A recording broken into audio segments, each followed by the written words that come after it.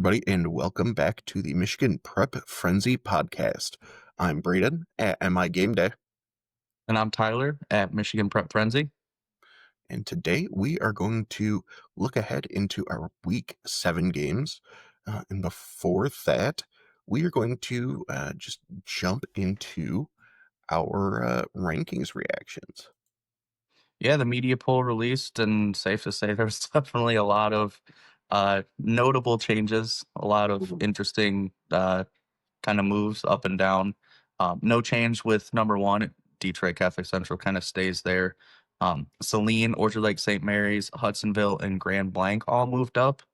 And at first I noticed that and was like, why did they all move up? And then I realized that Cass Tech had made a big drop down uh, from, I think it was number 2, number 3, somewhere in there to number 6.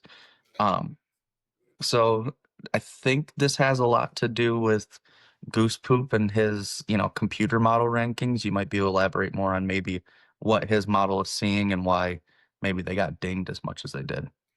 Yeah, so looking just at where Goosepoop's model has them, I'm obviously not using his model. I don't know the exact mechanics behind it, but considering the lack of data that's really easily available for high school football, it's more than likely a pretty limited model.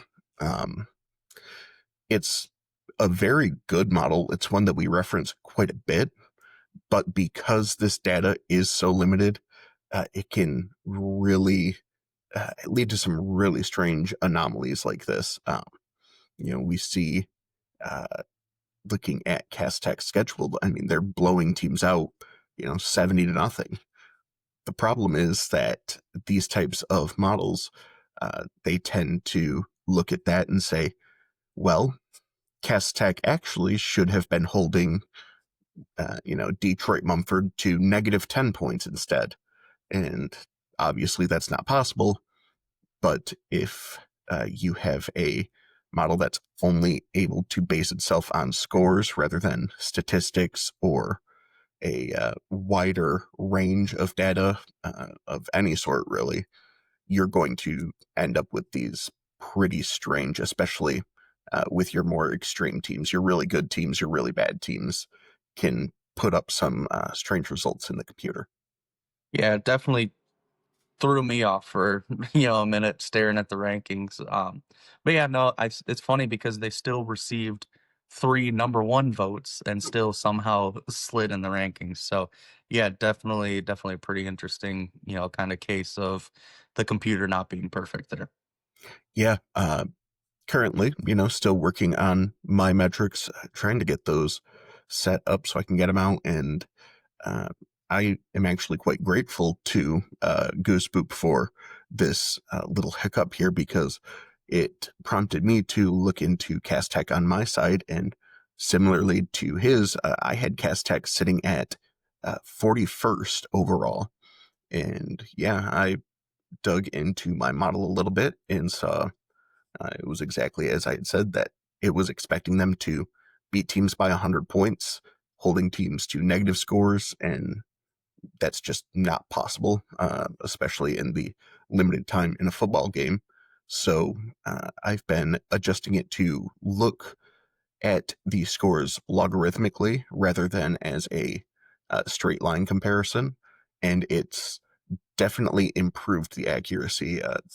With that, I currently see Dexter, Saline, uh, Ottawa Lake Whiteford, DeWitt, and Grand Blanc as my top offenses in the state. And I think that is much more true to what we've actually seen on the field.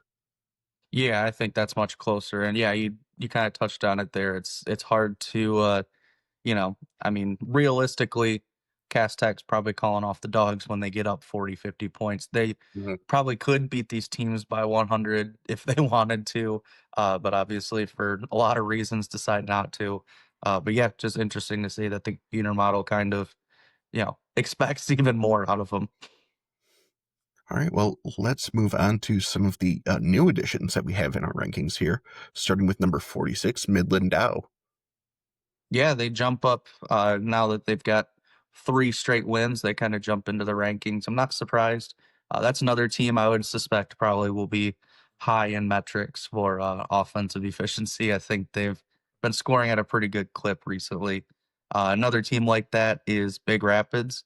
They're now 6-0. Kind of break into that second tier that we kind of talked about in the last episode with D4. You kind of have your favorites with like Harper Woods and Goodrich, Divine Child, and those guys. But right below it, I think, is a really competitive handful that are going to give those teams all they can handle. Yeah, I agree with you there. In looking at the metrics, I show Midland now as a top 10 offense in the state. But looking at Big Rapids, they're pretty interesting because they seem to be a very balanced team, very solid scores on both offense and defense. Not surprised to see either of these teams joining the rankings. No, one that did throw me off a little bit. Harbor Beach jumped up into the rankings, up to number 48. The only D8 school to jump into the rankings. They've just been steamrolling competition. I got to, kind of see them a few weeks ago, and they actually beat up on Ottawa Lake Whiteford, as you mentioned. Mm, They just have been unbelievable, scoring 45 points per game, and they've only given up 42 points on the entire season. yeah, that team is, like you said, they're steamrolling their competition. Not surprised that if any D8 team is going to show up, it's them. Yeah, no, they've been really solid. Another one of those teams in that, second tier in D4, I would say. Ludington jumps in, cracking it just right at 50. Another just really dominant 6-0 team, averaging over 46 points per game, holding teams less than a touchdown a game, and they've got three shutouts in the last four games. Not much else you can ask for them. I would say that definitely warranted the big move into the rankings. Yeah, a team that you and I have been talking about really since week one. That we were surprised with how good they looked kicking off the season, and then every week we would check in on them and just see they're doing it again, and good to see them finally getting some recognition for just an unprecedentedly dominant season. Yeah, no, they've been phenomenal. Some of the other big movers that I noticed, DeWitt up six to number 13. They're playing their best ball right now. They have, Uh, been really good lately. They've got an undefeated Grand Ledge this week. We'll touch on that game later, but that's going to be a huge one. Yeah, another one we have is Williamston up 6 spots to 44, team that we had the pleasure of watching last week and taking a pretty well deserved leap. Haslett gave them a really great fight, but with this win, they're uh, basically in the driver's seat for the CAAC, and they're really in that same tier with Big Rapids and Ludington in kind of the next group up behind those front runners in D4. Yeah, yeah, no, they've been really good. We were, dying to see them, and the opportunity presented itself with Haslett, and it was definitely worth it. Another one, Oxford up nine to number 24. They pull off the upset against West Bloomfield. They're kind of outside the OAA red chase right now. Right now, they're just fighting for a playoff spot and just playing spoiler to everybody in the way. But yeah, no, this was a huge win that seems to kind of vault them back into the playoff conversation. Yeah, and this team, like you said, outside of the OAA red chase, but still currently modeling at the third seed in snooze to use rankings. And in those, we would see them matching up with our next big mover, Romeo, who has jumped 18 spots to number 30. This is following their big win over Dakota. Yeah, that was a pretty convincing win over Dakota. The things that we kind of touched on in the preview episode, we definitely, kind of nailed it on the head there. They just struggled to get things going offensively. And obviously Romeo was able to wear down the defense and start scoring, especially there in the second half. So yeah, good for Romeo. I think that's one of the biggest jumps that we've seen from anybody in the rankings. Plus 18 in 1 week is a pretty hefty jump. Yeah, not bad.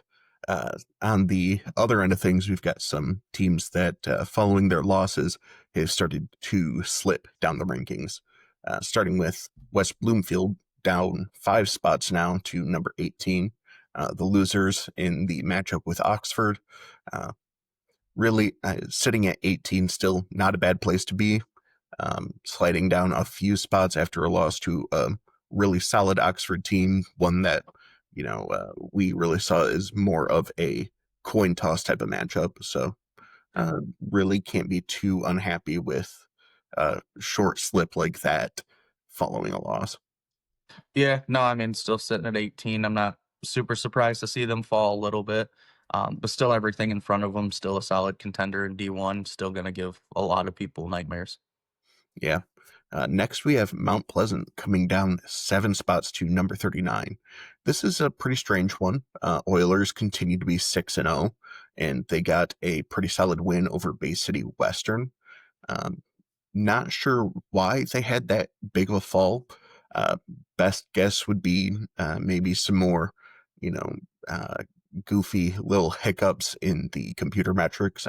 Yeah, I don't know. I mean, I know Mount Pleasant has continued to do what they're supposed to do. Mhm. Beat Bay City Western, who's a good team on their schedule every year. I have no real explanation for this one. I would, like you said, guess that maybe Goose's computer model maybe didn't like them as much, but still kind of odd to see them fall the way they did. Yeah, pretty unexpected, but you know, uh, just have to keep winning, and the rest will take care of itself for those guys. Yeah, yeah, for sure. Another one we had was Dakota, who fell 10 spots down to 26.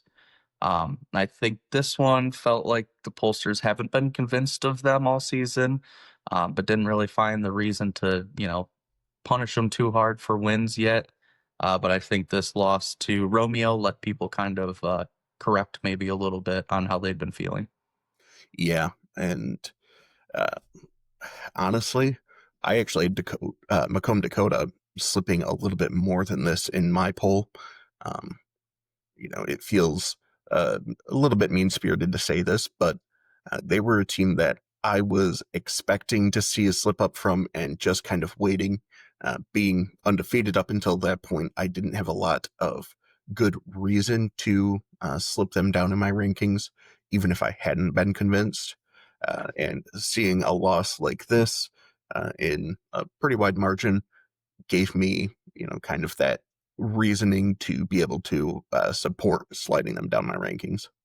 Yeah, no, I agree. I think there was multiple of us that kind of took the same opportunity there. Another team that fell 10 spots down to 37 was Mona Shores. They've lost two in a row now to Byron Center, and then this week to Muskegon. Still a couple big games for them. They got Forest Hills Northern, Toledo Central Catholic still on their schedule. Right now, they sit outside of the playoffs, but I think a couple of wins there would vault them back in. But you hate to leave it to beating two of those teams.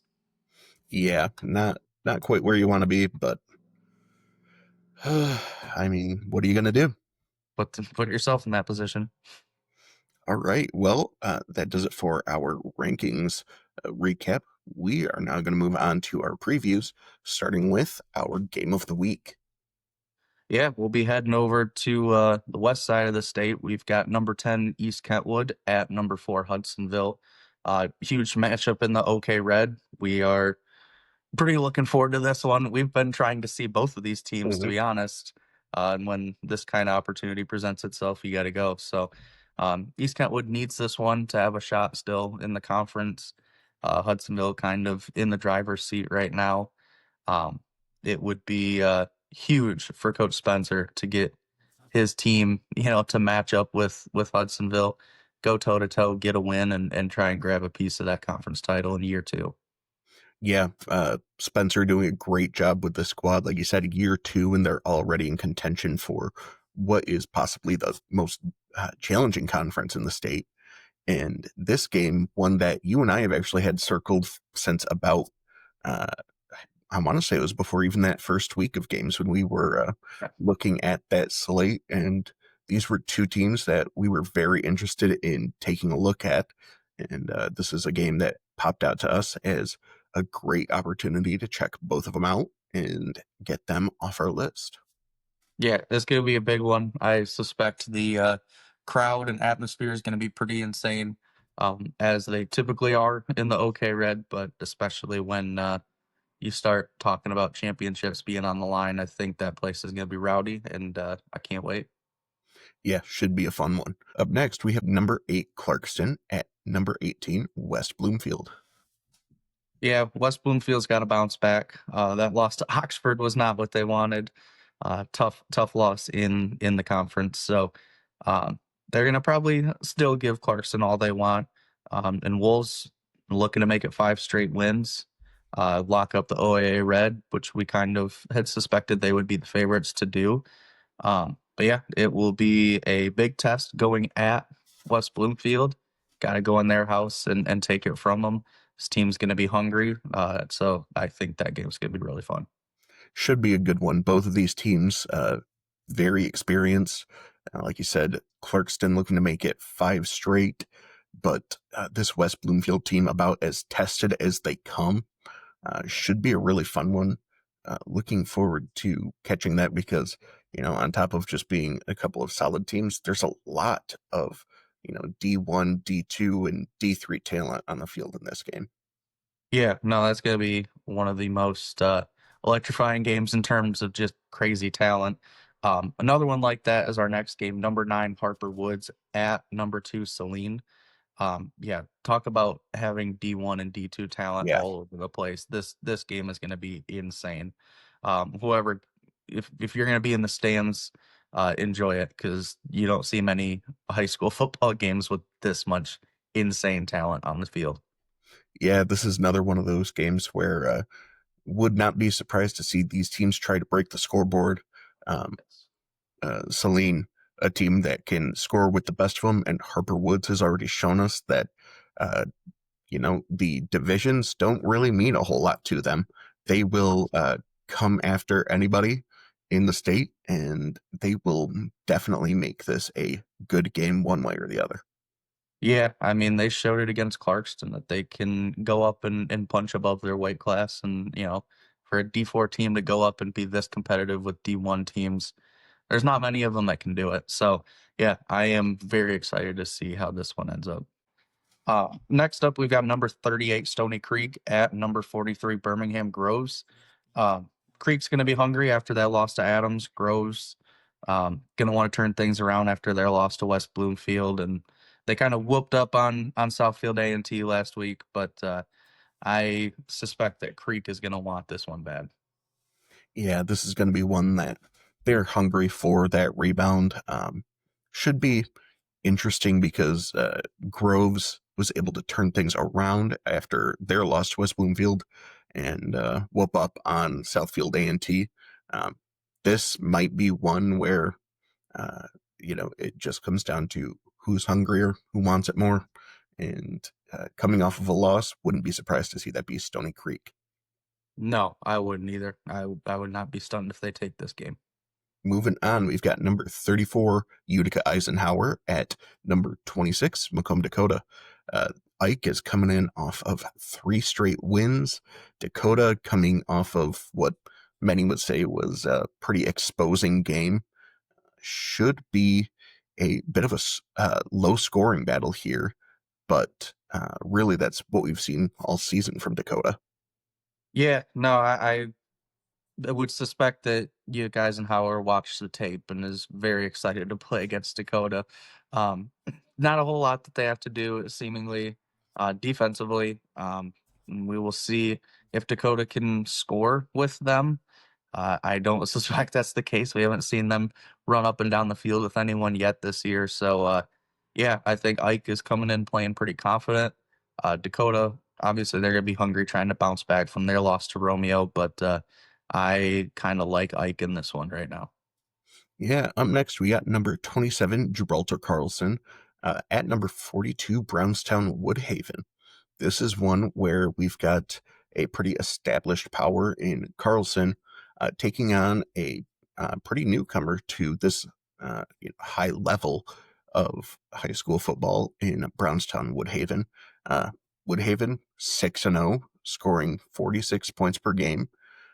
Should be a pretty interesting matchup with as I said, a very established Gibraltar Carlson team. Yeah, Carlson had a lot of really good seasons lately. They've had 9+ wins every year since 2019, so just that's pretty consistent. Yeah, they also haven't lost to Woodhaven since 2019 as well. So, um, just both have really good ground attacks. Obviously, we know what Zay Wright can do. Purdue commit, just stud. Can just get it done. Inside the tackles, outside the tackles. He's very versatile. Yeah, I think this should be a fun battle. Not very often that you see two teams this high level in the downriver kind of battling it out and being legit, kind of contenders in their divisions. Yeah, and this one, man, the thing that shocks me is just seeing Carlson coming in not with 9+ wins every year since 2019. All the more impressive when you stop and realize that there's only 9 games in the regular season. Yeah. Yeah. No, they're losing, maybe one or two in the regular season and winning multiple playoff games. So no, that's really impressive. I don't suspect that's going to stop anytime soon. We'll see if Woodhaven can put a stop to it on Friday night. Yeah, really just kind of a hallmark of consistency there. Up Right. next, we're going to take a look at Grand Ledge at number 13, DeWitt. Yeah, a lot of people probably think this one should be a ranked matchup. Um, Grand Ledge probably should be ranked in our poll. I don't know, why they're not yet. But they're 6-0. They just beat down Lansing Everett. But this week and next week are going to be their test. They've got DeWitt this week, and they don't get to look ahead to Detroit Catholic Central next week. So, not a fun schedule for them. Um, but DeWitt has been hot offensively, as we're kind of used to seeing. Haven't scored less than 38 points since week one, and put up back-to-back 58-point performances coming into this one. So we'll see what Grand Ledge is really made of this week. Yeah, this Grand Ledge team, like you said, one that uh, I kind of expected to be ranked. When the rankings came out, some of the first responses I saw coming into the media poll was people just saying that they couldn't believe that Grand Ledge hadn't been included, a team that they're 6-0. They have a great win this past week and still haven't done enough to quite edge themselves into that top 50. But this is a team that I think they've got a pretty good matchup here and have a chance to prove themselves as a solid top 50. Yeah, with the win this week, there's no question in my mind they jump into those rankings and probably take a pretty good leap into them, take a pretty good chunk out of the rankings. So it'll be interesting to see if they can do it. DeWitt's been, kind of rolling, especially offensively. So if they can play some good defense, get a couple stops, maybe they can hang with them here. Yeah, definitely agree with you there. Moving on, we got number 22, Granville at Grand Haven. One that feels like a must win for the Bulldogs here. They really struggled against first Rockford in that 28-0 loss. And then moving on to the next week, we see them take on a Jenison team that has been dominated by similar competition, and they just skate by about 5 points there. And you hate to downplay any sort of win, but when you're beating a team like Jenison by just 5 points, you start to ask questions, especially after that beat down to Rockford. Yeah, no, this is tough. Yeah, this is not a game that I expected to, kind of matter when we first took a look at the schedules and they rolled out. Yeah, and they've gotta figure it out this week because to close out the season, they've got East Kentwood and Hudsonville, who we just touched on are kind of playing for the conference title. So, two of your best teams in your conference. I got to get by Grand Haven first, but yeah, you've got to, kind of find yourself here. I know they're still struggling with injuries, but yeah, next man up mentality. They're going to have to kind of figure out what they can do to get by here the next few weeks and hopefully be competitive in the playoffs again. Yeah, they're a team that we're definitely seeing the impact that one player can have. Can only hope for the best for him and hope that this team can figure themselves out a little bit because, yeah, those next two games are is about as tough as it gets. Yeah, yeah, 100%. Next up, we've got Whitehall at obviously number 15, Ludington. Ludington finally jumping in our rankings, starting off 6-0 for the first time since 1989. So this is a yeah, pretty historic start for them. And they've got a good opportunity against Whitehall. They've been scrappy. Whitehall took down Zealand West just a few weeks ago. So this game is by no means a layup for them, and a really good kind of benchmark for them to say, yeah, no, we are legit. We are here in D4. They can get by Whitehall here and put up a good performance. I think it'll turn a ton of heads. Yeah. Up next, we've got a matchup with Toledo Central Catholic coming in to take on number 3 Orchard Lake St. Mary. Toledo Central Catholic, they're coming in after starting out 1-3. They've reeled off 4 straight wins. And on the other side, Orchard Lake St. Mary, we saw bounce back with a win over Country Day, 49-0, after their blowout loss to Detroit Catholic Central. Yeah, this is going to be another game that you could probably, you know, spin the wheel and pick a D1 kid off the team on both sides. Tons of talent on this one, and this seems like a big one. Orchard Lake St. Mary's is kind of, I mean, they've been really really good, but that loss to Detroit Catholic Central has to be sticking out in their mind. It'd be nice to go out and get a win over a team like Toledo Central Catholic, who is good, is talented, be a real like confidence builder for them. Yeah, this Toledo Central Catholic team, they started off 1-3, but all 3 of those were pretty close losses against very good teams. And we've seen since then those 4 straight wins. This is a very competitive team, even if we don't necessarily see them against schools in our state every week. Uh, Big game for Orchard Lake St. Mary to prove that the DCC game was not what their true identity is. Yeah, no, I did not expect them to lose any Catholic League games by that much. That was a kind of shocking result. Maybe it was just an anomaly. Maybe they just, kind of had a bad night or got off to a bad start and it, kind of snowballed. But yeah, this would be a nice opportunity to kind of still remind everyone that they're probably still the favorite in D2, and still one of the best teams in the state. Definitely agree. Up next, we've got Portage Northern at number 14, Portage Central. This Central team is 6-0. They've only given up 10 points in the season, and their offense is clicking and scoring with the best of them. Yeah, no, this is going to be a very big challenge for Portage Northern, who, I hate to say it, is kind of quietly 5-1, Hmm. have been really solid. They just beat St. Joseph, which we know is a good win.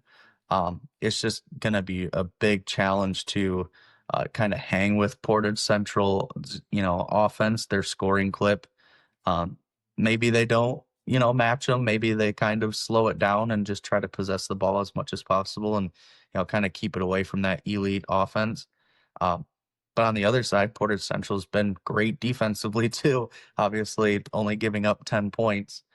You're still, playing defense with the best of them. So, yeah, going to be a big challenge for both these teams. Love a crosstown rivalry like this. It'll Hmm. be interesting to see if Northern can kind of surprise people, shock the world against this Portage Central team that's just been a buzzsaw. Yeah, hate to start considering moral victories before you even kicked off, but this is one with how much of a buzzsaw Portage Central is. Northern's got to be just looking to, at the very least, compete here, show that your 5-1 record isn't a fluke, and that you're a strong team with losses to 2 of the front runners for D2. Yeah, no, a big deal to, be able to even compete with them. I think that's going to be kind of the main goal, but keep yourself in it and you've got yourself a chance at the end. Yeah, we don't play the games on paper, so if they can make it a close one on the field to keep it tight, they will definitely give themselves a shot there. Yeah, for sure. Up next, we've got Ithaca at Saginaw Nouvelle, and asking ourselves a question we very rarely get to. How are the Yellow Jackets going to bounce back? Yeah, this is gonna be kind of a big test for them. See where Coach Jordan Hesbrook has his boys, see where they're at. Test kind of how gritty they are. This is very easy to get comfortable winning over and over again and kind of forget what it feels like, learn to lose again. And Nouvelle coming in 5-1. They've got two big blowouts against inferior competition recently. So yeah, it's going to be tough for Ithaca to kind of bounce back. It's going to be interesting to see if how they can kind of fight back against Nouvelle. Yeah, this Ithaca team ending their season with just a murderer's row, coming up with this matchup against Nouvelle following their loss, and then going up against Fowler, and then ending the season with prior year's Division 8 champs, Beale City. Always a lot of fun to see these smaller local schools that play this top level of football matchup. Teams like Ithaca and Beale City that you and I were talking that most people in the state only know about them because their football teams are just perennial championship contenders. Yeah, not many people would know much about Ithaca and Beale City and teams like this and communities like that without football. It's kind of we talk about football kind of being the front porch of your school. Um, Definitely true with schools like this. So yeah, this is gonna be kind of a fun small school matchup along with the rest of these ones that Ithaca's kind of got lined up the rest of the season. Yeah, I, for one, am very concerned and not at all excited to see Ithaca potentially drop multiple regular season games. The St. Louis grad has spoken. Up next, we have Niles at Vicksburg. This is a uh, pretty big game for both of these squads. Yeah, this one's kind of been they've been on kind of a collision course here all season long. It seems like Vicksburg might have looked ahead a little bit, dropped that game by one to Otsego last week. So Vicksburg drops to a three-way tie for second with Edwardsburg and Paw Paw now. Got to win to stay alive here. Not fun to have to do that against Niles because this team has been an absolute buzzsaw. um, they just beat Three Rivers 49-0, and we know that Vicksburg's win over Three Rivers felt like a big one. Mhm. So yeah, beating them up 49-0 like they did. Yeah, I can't imagine your conference title hopes relying on beating Niles, but they get them at home, so we'll see what happens. Yeah, never say never, but if I had a conference title on the line, this is not the team I would want on the other sideline. Yeah, no doubt. Next up, we've got Fowler at Wama, Westphalia. The back road brawl that we got to see last year. Super fun game. Flew by because both teams just ran it down each other's throats all night. We got to kind of see the atmosphere of this game. It's going to be fun. They play for the jug, which is a cool trophy. Yeah, I think this is going to be a fun one. The Eagles have won five straight, scoring almost 50 points per game. Starting to kind of look like the Hudson game in week one, maybe be a little bit of an anomaly. PW 5-0 themselves, coming off of a week of rest. So that's kind of nice for them. Also scoring almost 50 points per game. And they've only given up 12 points all season. So they've got three shutouts in the last five games. Um, I think this could be another really fun game. Yeah, two teams that are really just firing on all cylinders on both sides of the ball. Can't really ask for more, especially in a game where you talk about some of these crosstown rivalries. These are two teams that just straight up do not like each other. There is some very noticeable malice, hatred in the air when they match up. Yeah, no, this is a true small town rivalry. No love lost at all. Yeah, it was super fun to be in that atmosphere last year. Two teams that were really high intensity, high level football. I kind of expect a lot more of the same this year, I would think. Couldn't agree more. Up next, we have Traverse City St. Francis at number 49, Notre Dame Prep. Pretty interesting one here as St. Francis coming in at 6-0 and defeated some solid teams like Ogama Heights, Boyne City, Kingsley. But they are closing out their season against the likes of Notre Dame Prep and Jackson Lumen Christie, and going to be a pretty defining moment for them towards the end of the season. Other side of the ball, we have Notre Dame Prep coming in at 4-2, clearly taking a step back from last year, but doing enough. They're still in our rankings. We got to see them in person. You know, they had some pretty clear struggles, but this team still very talented. Still has one of the best quarterbacks in the state. Yeah, St. Francis is playing well, rolled to 6-0 here. But yeah, playing against Notre Dame Prep and Jackson Lumen Christie kind of back-to-back weeks. So we've seen both of those teams already this year. Not going to be an easy feat by any means to get by both of those teams, but yeah, no, St. Francis is kind of rolling. Notre Dame Prep has, like you said, taken a little bit of a step back here. Sam Stowe can still sling it. They've got talent. Brody Sink, kind of a great two-way player. I think he's committed to Miami of Ohio. So still tons of talent there, but it'll be interesting to see if St. Francis can kind of match up with them and see if they can move the ball on them a little bit. Yeah, I'm really interested because, as we said, the St. Francis team, they've got some quality wins, but Notre Dame Prep is easily going to be the toughest team they've faced to date and most certainly the most talented. So, very interested to see if they can keep that energy and momentum up against a powerhouse like Notre Dame Prep. Yeah, no doubt. Next up, we've got Hudson at Clinton. Kind of a fun small school battle. We talked about Hudson a little bit ago. Week one, they were able to blow out Fowler, and they kind of haven't missed a beat since. So, um, they have been really dominant. Clinton has been really solid as well. They've won five straight now since their loss in week one to Monroe St. Mary Catholic Central. So still a really solid team. I think this is going to be a fun one. We kind of see this battle every year play out, and I think this one always means something in that conference. Yeah, two squads that not getting a ton of fanfare throughout the season, but as you said, this Hudson team, they've just been crushing everybody they come up against. And Clinton, on the other hand, has just been consistent and efficient.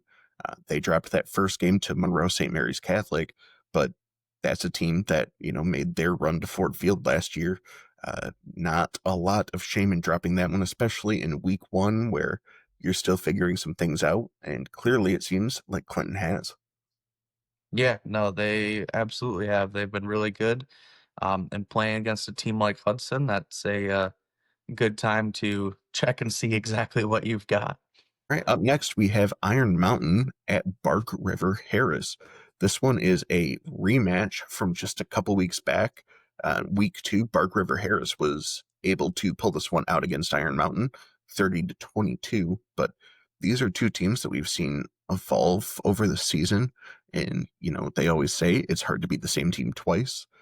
This is going to be a tough one, and really one of the premier matchups when it comes to some of these UP schools. Yeah, no, it's really hard to beat the same team twice, and it's also really hard to beat the team that already beat you once. So I think both of these teams have different challenges, but still big challenges ahead of them here. Yeah, this is going to be interesting. Iron Mountain was off last week with Gwyn forfeiting, so they should be nice and studied up on film and ready to go in this one. Bark River Harris has been, hopefully they're healthy now after kind of getting beat up a little bit against Palama Westphalia. I know they had some injuries there. So, yeah, it'll be interesting to see how this plays out the second time. Yeah, always fun to watch two teams square off for the second time in the season, and this is one that I know that they already lost the first one, but I like to give the edge to Iron Mountain on this, and now our buddy Kenny can't say we didn't cover them. Exactly. No, this is fun. I love a good UP battle, especially some small schools like this that have a lot of history to them. So yeah, should be a really fun one. All right, that does it for our previews. But before we wrap up here, we are going to go ahead and give our upset picks of the week. Tyler, why don't you share yours? Yeah, I kind of went back and forth on a few of them. Um, I ended up going with Grand Haven over Granville. I think that Granville, they struggled against Jenison, but I think Grand Haven's better. I think they're really talented. I think they're really skilled, especially on the outside. I think that's going to be a tough matchup for them. And I think Grand Haven's got, maybe just a little bit slightly better defense. They might be able to stop them without having someone that's kind of stepped up and really carried the water for Granville lately. I think that game is going to be really close, and I would say Grand Haven maybe possibly pulling the upset. Yeah, would not be surprised there. Not sure that'd be my pick. Instead, I am looking at one that on paper looks like it might be an even larger upset, and that would be Grand Ledge at number 13, DeWitt. As we said, this Grand Ledge team probably should be ranked. They're 6-0. They just beat down Lansing Everett, and this is really the biggest game that they've had on their schedule. On the other side, this DeWitt team, they are a very solid squad, especially on offense. But Grand Ledge is coming in with something to prove, kind of that chip on their shoulder. And I think that this is a prime opportunity for Grand Ledge to sneak in and steal one here. No, I don't disagree at all. I think that's going to be a really fun one. I wouldn't be stunned at all. Yeah. DeWitt team, it's going to be tough to stop them, but this is a Grand Ledge team that I think is going to be able to slow them down enough so that their offense can keep them in the game and really just try to keep the ball in their hands. Yeah, these are two, both of our upsets are not upsets that I would have picked before the season started, but circumstances have definitely changed since week one. I think we're both in a pretty good spot here. Yeah, I feel pretty good about these picks. Neither one a guarantee, but both teams with pretty solid shots to slay Goliath, so to speak. Yeah, we went 2-0 last week. Let's keep it rolling. Absolutely. Well, that's going to do it for us here, covering week 7. We're going to be back next week going over some of these games, talking about our game of the week. Like we said, we're going to be over at East Kentwood at Hudsonville. Should be a fun one we've had circled for most of the season. So we're very excited. A lot of great matchups, couple top 10 matchups. Going to be a fun one. Yeah, no, I think that this is a really fun slate. I think there's some opportunities for some teams to get some pretty big wins that maybe aren't so expected. Yeah. Well, that'll do it. So we will talk to you guys next week.